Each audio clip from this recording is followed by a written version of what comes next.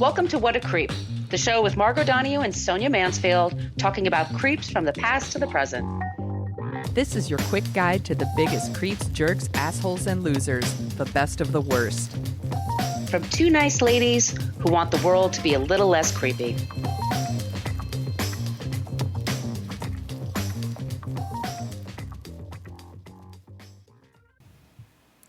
Welcome back to What a Creep. This is Margot Donahue, and my cohort in creepitude, as always, is the amazing Sonia Mansfield.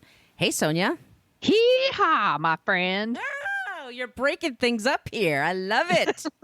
This is a Texas-sized creep we got going here, and I can't wait to get into it with y'all. See that? I get it. But let me just go through the rigmarole of what we go through. This is the podcast where we talk about creeps from the past to the present. You could find us on Facebook. You could like the Facebook page.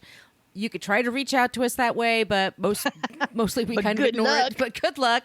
That's mostly the place where people go to complain about our language. We use salty language in this show. Telling you right now, so you don't complain about it later. Yep. We also have a private Facebook group. We have 3 little questions you have to answer, and then you can join the group. And it's a really fun, cool place to hang out and be with other people that are railing against creeps. We also talk about non-creeps and things like that. Please join if you're on Facebook. We're on Twitter at CreepPod because somebody had What a Creep for 10 years and never used it. Creep. We're on Instagram at What a Creep Podcast. And we have an old-timey email, whatacreeppodcast@gmail.com. And if you would like some stickers and or you have suggestions for creeps and non-creeps, send them along that way, whatacreeppodcast@gmail.com. And Sonia, you have some news for us about the newsletter and the website. Yes, the website is at whatacreeppodcast.com, and it's everything you ever wanted to know about our podcast, but we're afraid to ask. It has links to all of our past episodes, and there's a link to our merch shop where you could get t-shirts and tote bags and other fun things. My son was just wearing the face mask the other day, and he will testify they are very comfortable. I like those masks. Yeah, I like them very much. I am working on our newsletter for September. I am sorry, y'all. It is my fault that the newsletter hasn't been going out, but it is going to be happening, and I am really excited to be doing it because I love writing it. So look for it in your inbox every month. It is for Patreon subscribers. Yes, and we have some new subscribers to our Patreon page, Sonia. Get ready. It's Mike, David, Sharon, Lara, Riona. I'm sorry, I'm not reading I'll do that again next week. Lisa and Jackie. I'm so sorry Radonna. I think that's Radonna and Jackie. Thank you all for joining our Patreon page. Yes, we put out bonus episodes there a couple of times a month. We just talk about stuff that we didn't talk about on the show, or we talk about things that are happening in the news. We share personal stories. We have drinks. We spill the tea. We get very salty there. Very salty. So just go to Patreon. Yeah. And look up What a Creep Podcast if you want to join. Or if you just want to leave us 5 stars in iTunes, that would be amazing. And if you want to even go that extra level and leave a review, woo! Thank you to Tim Yobo for doing just that. Thank you. Alrighty. Is there anything else we need to cover, or can we just dive right in today? I think we could just jump right in. In the 70s, Cullen Davis was one of the richest men ever charged for the crime of murder in the United States. He was so wealthy that he was able to outspend the entire state of Texas in his defense. His marriage to Priscilla Davis, the sexiest divorcee from Fort Worth, raised eyebrows along with their massive spending and open sexuality. He was said to be the inspiration for J.R. Ewing of the hit TV show Dallas. He was also allegedly a cruel, mean, and violent man behind the doors of their mansion. His acrimonious divorce from Priscilla made all the papers. In August of 1976, he was charged with murdering her 12-year-old daughter, her new boyfriend, and injuring 2 others, paralyzing one of them, by the way. He was tried several times for different crimes and always seemed to be able to buy his way out of trouble. In this episode, we will explain why he is a creep and try to bring some awareness to the true victims. Now, there's some trigger warnings here.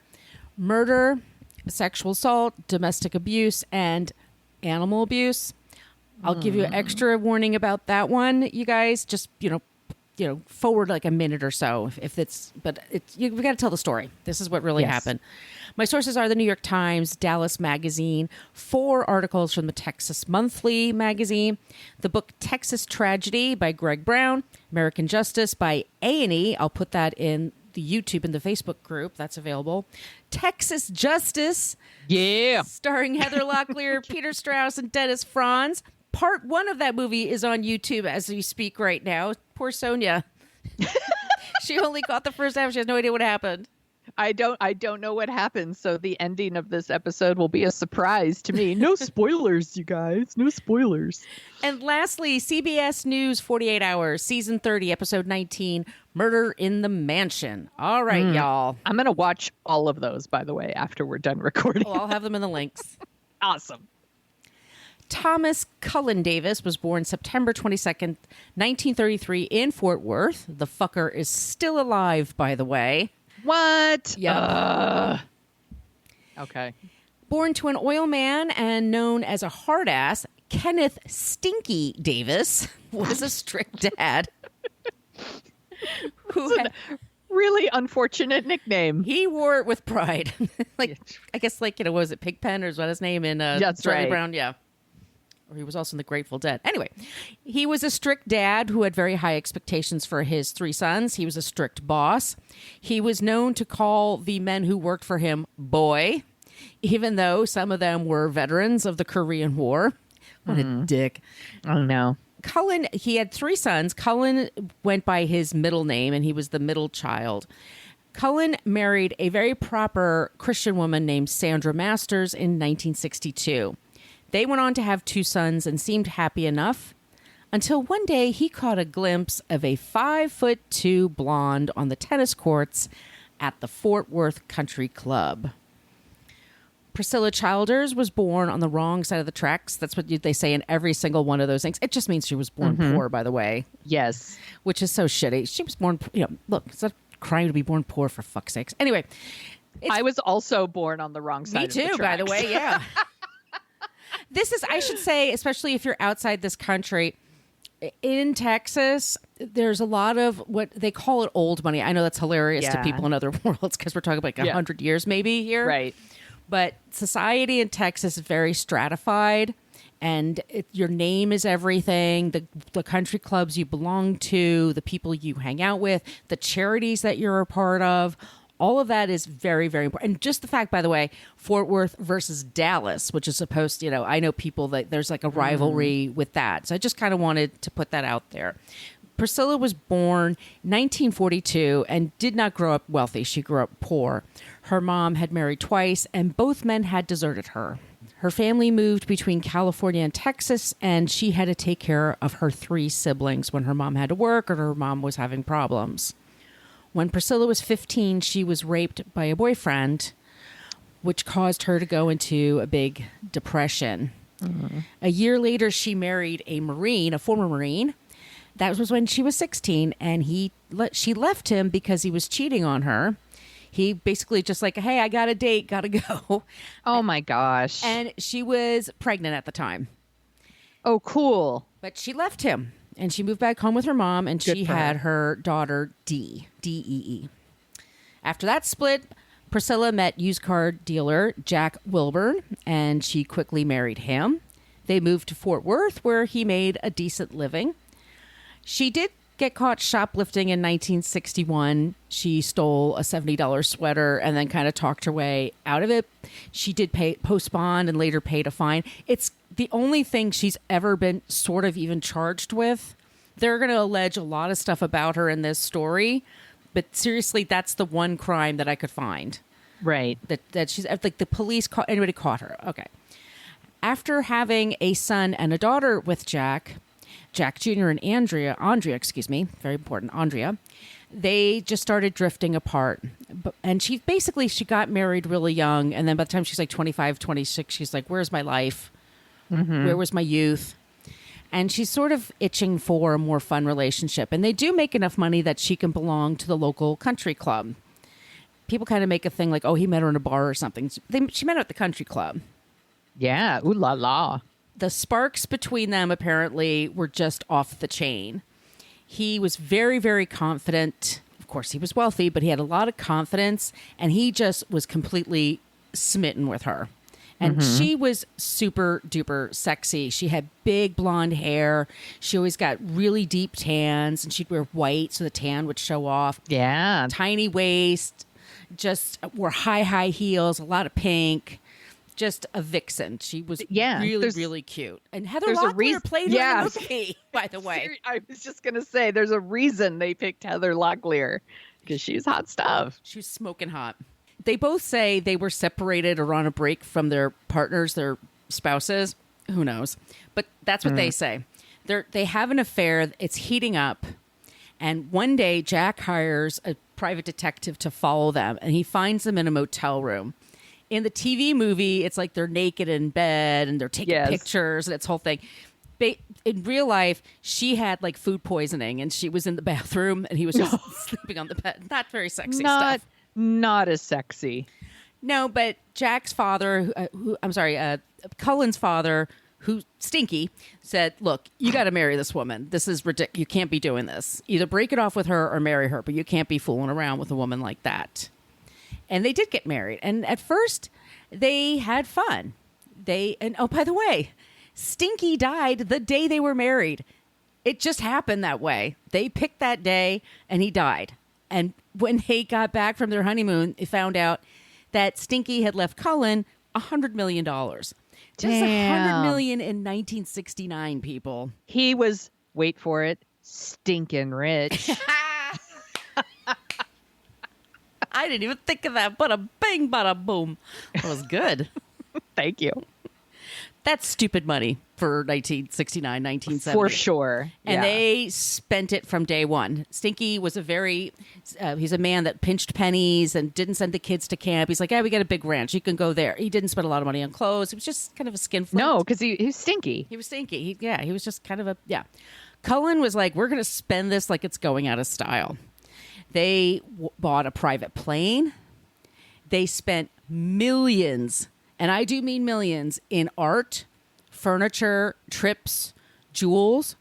Her favorite necklace was a diamond necklace that spelled out the words rich bitch. I love it. That's who she was, man. That is hilarious. I would be friends with that person in a second, by the way. I would too. Yeah. They would fly to New York City on their private jet and buy out an entire showroom. He dropped $3 million in one day. That is so much money. They just couldn't spend it fast enough. He's got like serious like big T energy. Yes. Big Texas energy. Yep. Well, a bigger thing was Cullen wanted a mansion for his bride, and there was no way they were going to just buy a house. They were going to have a house built. So they found a place in Fort Worth. They found a space, an area. It's 140 acres. And he spent $6 million building Stonegate Mansion. It had 5 bedrooms, 11 baths.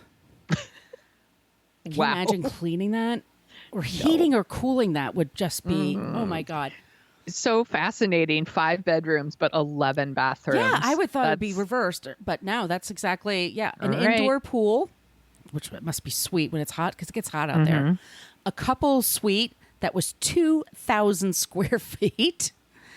It had tennis courts, underground passageways, and top-of-the-line security system. In their foyer, where they would just sort of drink and be right by the fireplace, they had an 11-foot high painting by an artist named Wayne Ingram. This just gives you an idea of how big and flashy this house was.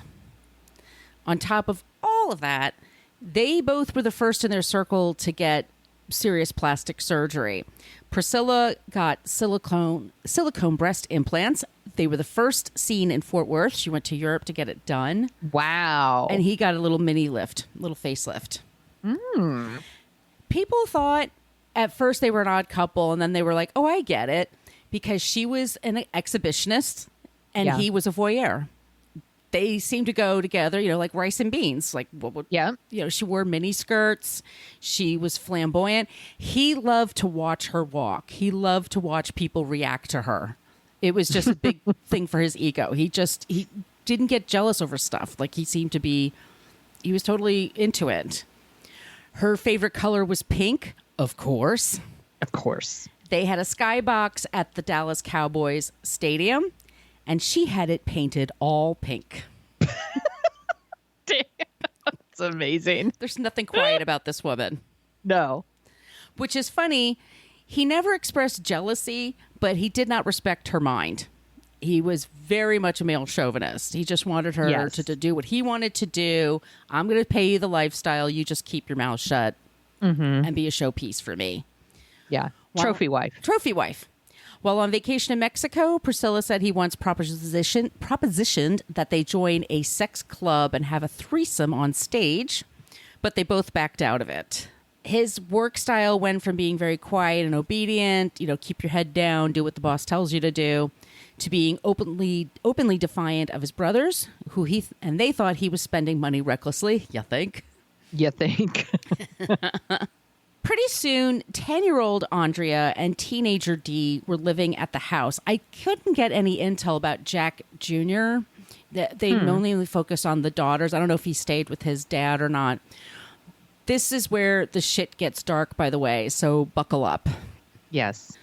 Priscilla said to many, many people that soon after marrying Cullen, that he had a violent temper and he regularly berated and beat her. She knew he had a bad temper. He once beat a pearl-handled pool stick against a curb to pieces because he lost some pool match. She said he hit her with his fists many times in their marriage. He broke her collarbone, and he broke her nose twice. This is what she said. Oh my gosh. If she ever showed any signs of jealousy, him looking at other women, he would take her home or to their hotel room, and he would beat her and kick her until he ran out of energy. When she was recovering from a ski accident, she said he once beat her with the crutches. Oh my gosh. Yeah. He's got a terrible temper. Terrible temper. Andrea and Dee knew about the beatings, and they both felt uncomfortable staying at the house and uncomfortable around him because he just had this temper. Like once it was triggered, he was just this nightmare. Ugh. Okay. One night, Cullen dragged Dee out of bed. She was like maybe 16 at the time. And he screamed at her for not locking the front door properly. They did have like special security. And she got a little sassy with him and kind of like, well, who's going to buy our crap anyway? He hit her and broke her nose. Fucking asshole. She's screaming. He's screaming. Priscilla wakes up, goes and tries to intervene. And in the meantime, she's holding Dee's kitten. Aww. Yeah, I'm going to fast forward really quick, but yeah, some of you guys, but he threw the kitten on the floor and killed it.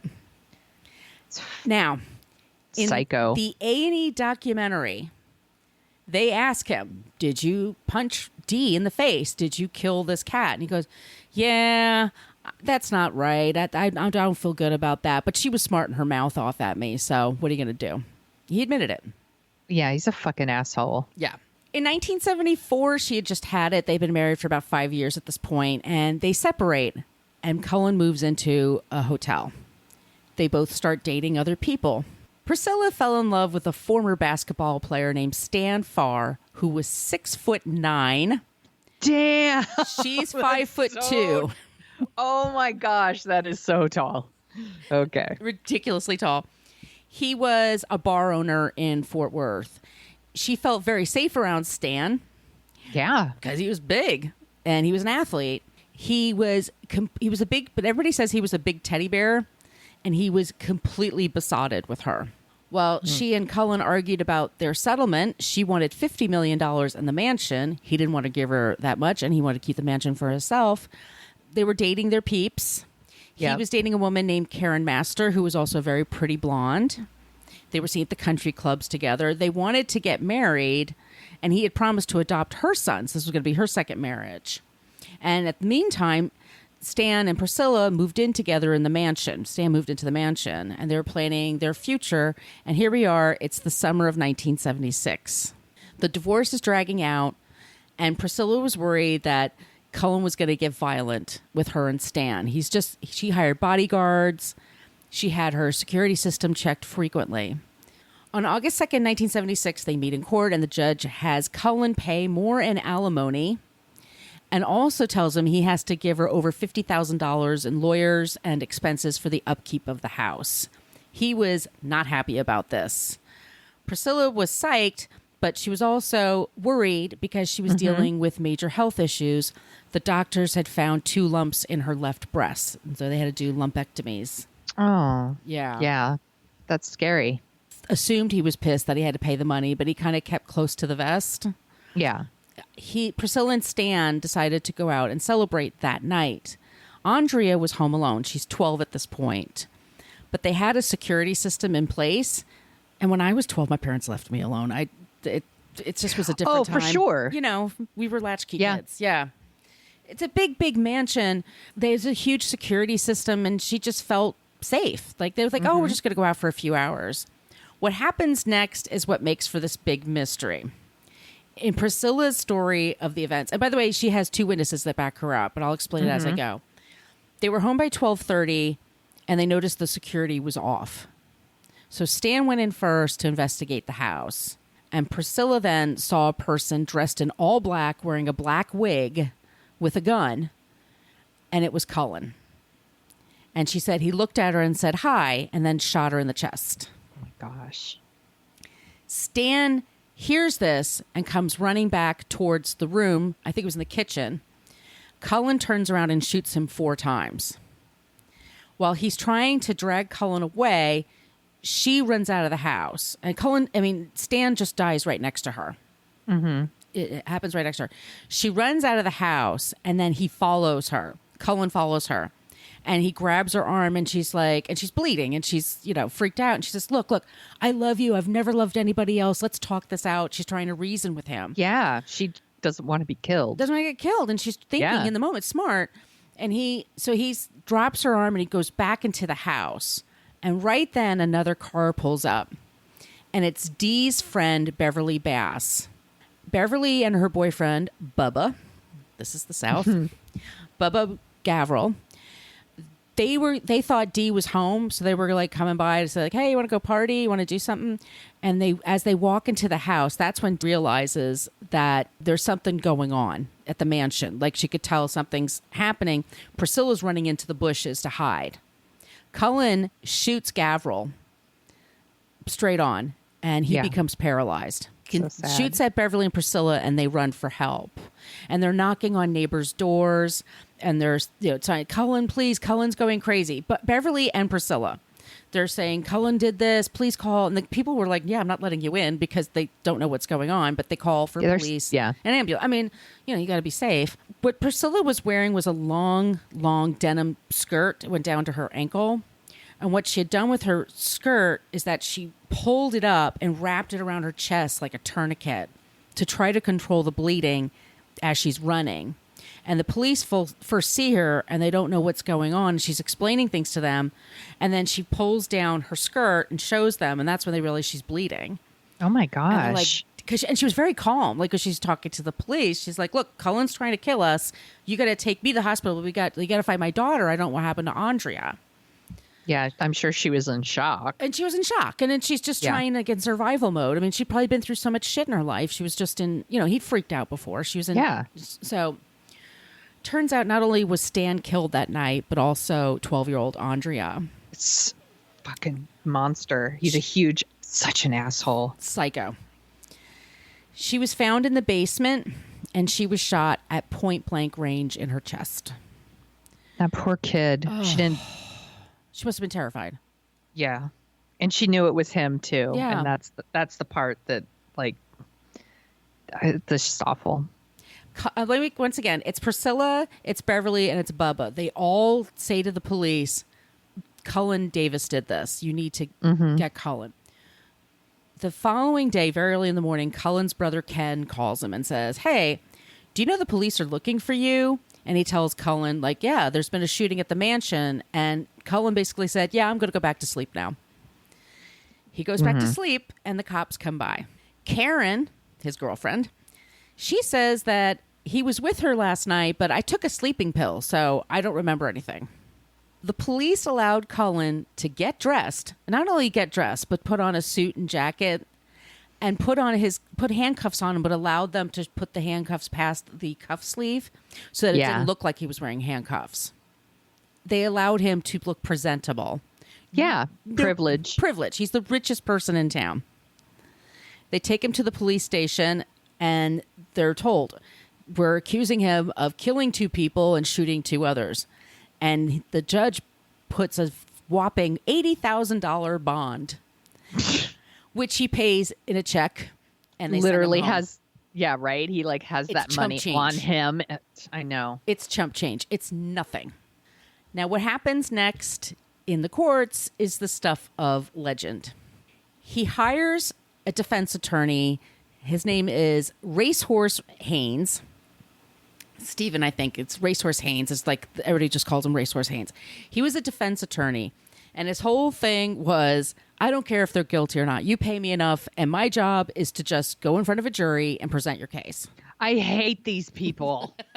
Oh my God. I hate people that, okay, sorry. Go ahead. You're allowed a defense in our country. I know. But he has a bigger budget than the entire state of Texas. Remember this. The trial begins in 1977. It's 3 months. And let me say this. They don't have any physical evidence. They don't have his fingerprints. They don't have the wig. They don't have the gun. It's all eyewitness testimony. Mm-hmm. Their strategy was A, B, C, anybody but Cullen. Yeah. And you're not supposed to have to come up with an alternate reason why a crime happens, technically. Yeah, it's just reasonable doubt, right? Right. But a defense attorney will often come up with 2 or 3 theories, and that's just enough to confuse a jury and then have them say, okay, well, Priscilla shows up. This woman lost her 12-year-old daughter and her boyfriend of 2-3 years. He puts her on the stand for 11 days. She'd been through surgeries. Jesus. 11 days. And for 11 days, Priscilla was painted as a whore, a druggie who brought this on herself. He basically had her admit that she had had some parties at the house. He brought on witnesses that said, like, oh, they had sex parties and orgies there. That Stan was a drug dealer and this was a drug deal gone bad. It's like throwing everything on the wall.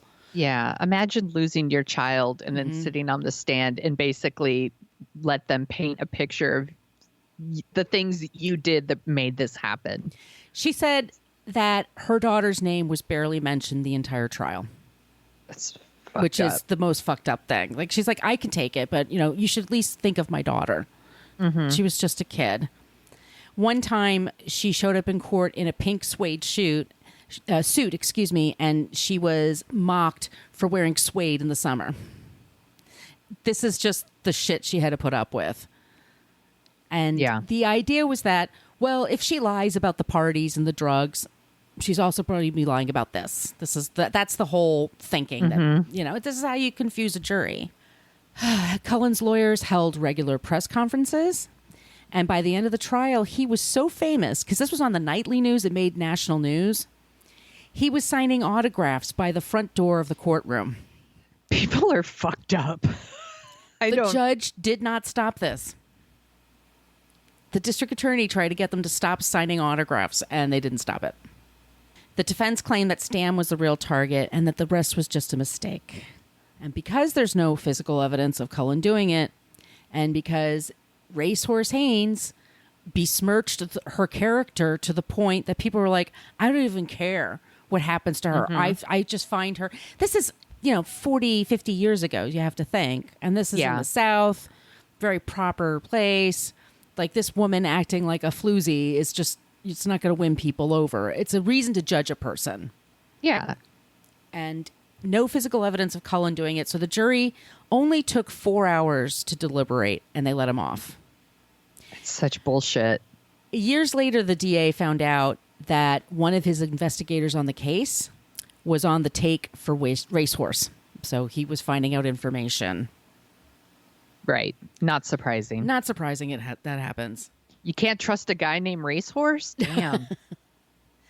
He's fascinating. If you go to Texas Monthly and just type in Racehorse Haynes, there's all kinds of stories about him. I love it. I mean, he did his job well. What am I trying to say? Like, I do believe in our defense and in our justice system. I just think, like, I don't know, he could live with himself. He could sleep at night. All right. I guess. You know, you're doing your job. You're getting paid. He goes to sleep on his giant pile of money. Yeah, wipes his tears and his fears with money, with rolled up $100 bills.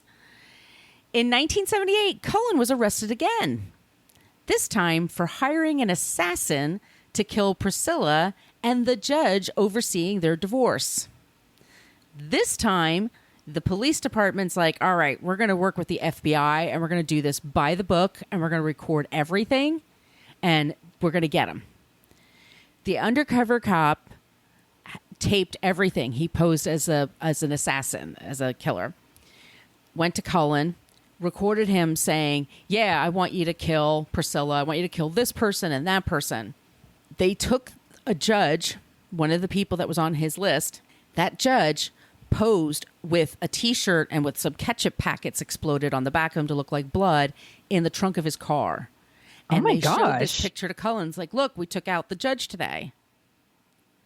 Oh my gosh. Yeah, it was like, once again, Cullen hires Racehorse Haynes. And Racehorse hires a linguistic expert, which is the first time this is done in a trial in America.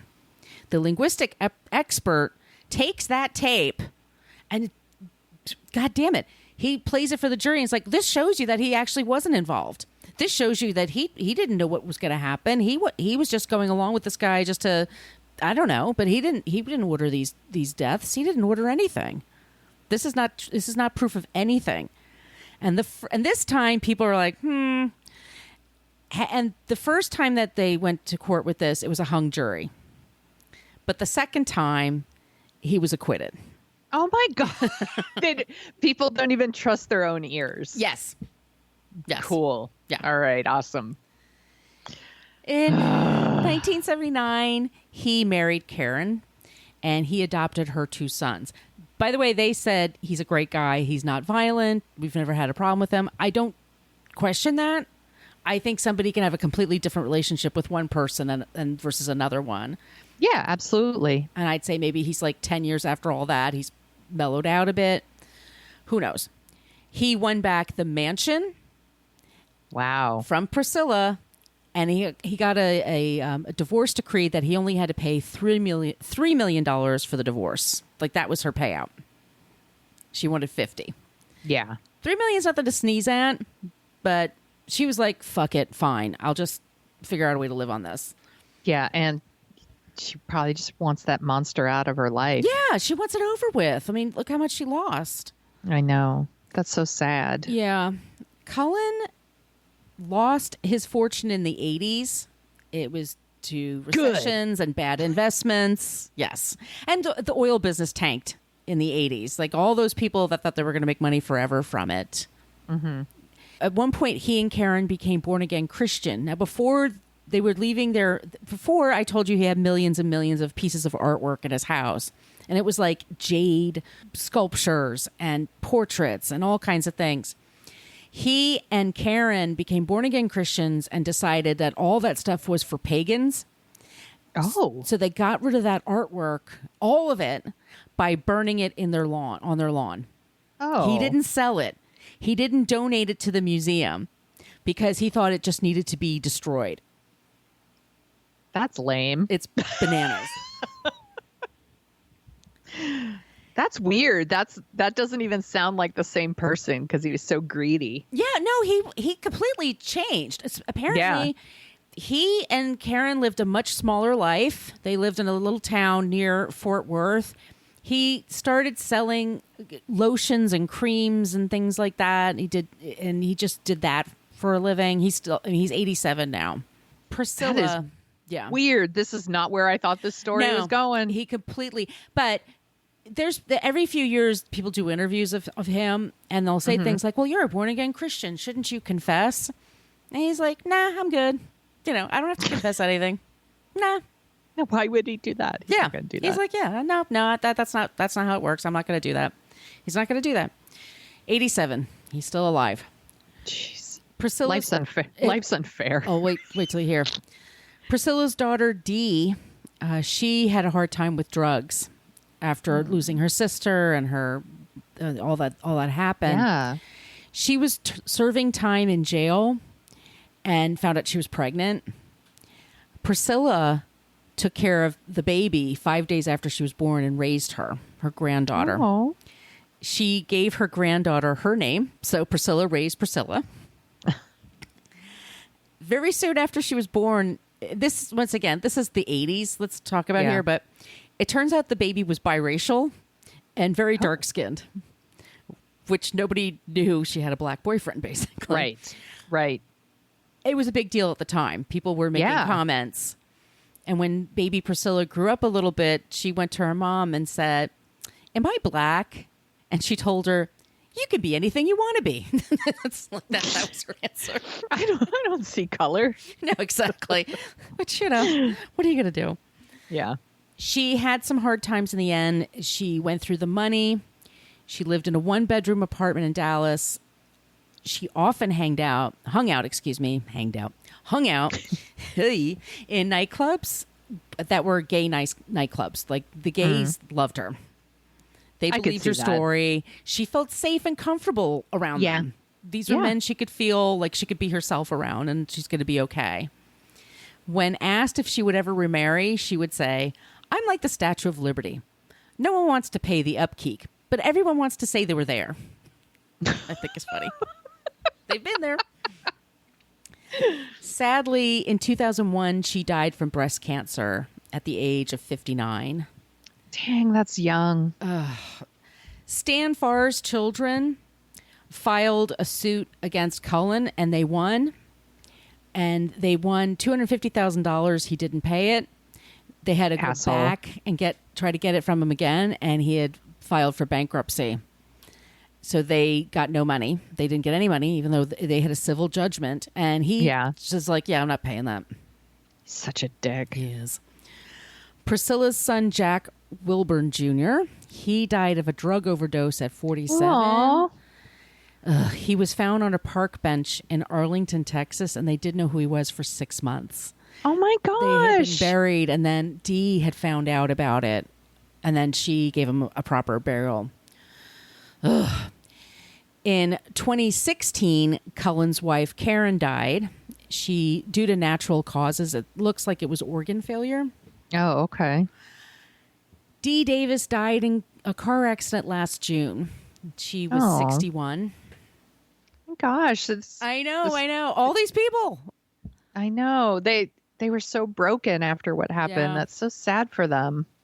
Bubba Gravel, he was the one that was paralyzed. Yes. He did marry Beverly, and they had kids. He died in 2018 from pancreatic cancer. Fuck cancer. Fuck cancer. Cullen had paid him some money back in the day for his injuries in exchange that he would never testify against him or speak to the press about him. Huh. Yeah. I'm like, that's a thing you can do? That sounds like bribery. It's what like the NDAs and shit like that. Mm. The 19,000 square foot mansion has gone through several changes over the years. It was a steakhouse. It was a sushi place. It was a venue for weddings and special events. Rumors are out. Every few years there's a rumor that they're going to tear it down. Someone's going to buy it and tear it down. You can get it for the cheap price of $1.6 million.